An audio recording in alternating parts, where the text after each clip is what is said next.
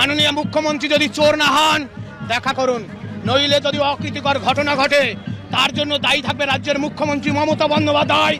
আমরা থাকি আর না থাকি, বাংলার মায়েরা, ছাত্র যৌবন, এই যে স্বৈরাচারী চোর মুখ্যমন্ত্রীকে আপনারা নিশ্চয়ই কোনোদিন ক্ষমা করবেন না।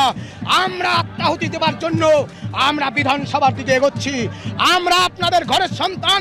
আমরা মুখ্যমন্ত্রীকে বলেছিলাম আপনি গত 3রা এপ্রিল 2025 সুপ্রিম কোর্টের রায়কে, ফ্রেশ সিলেকশনের রায়কে, not found to be specifically tainted, তাদেরকে যে ফ্রেশ সিলেকশনের কথা বলা হয়েছে তার পরিবর্তে আপনি একটা বেআইনি নোটিশ প্রকাশ করেছেন, আপনি অবিলম্বে বাতিল করুন। আপনি বিধানসভার অধিবেশন ডেকে আমাদের মাঝে আসুন। আপনাকে আমরা ছাড়ব না মুখ্যমন্ত্রী। আপনি আমাদের জনগণের দাবি, আপনি যদি আমাদের যোগ্য চাকরিহারাদের মুখ্যমন্ত্রী হন আপনি আসুন। আমরা খোলাখুলি চ্যালেঞ্জ গ্রহণ করলাম।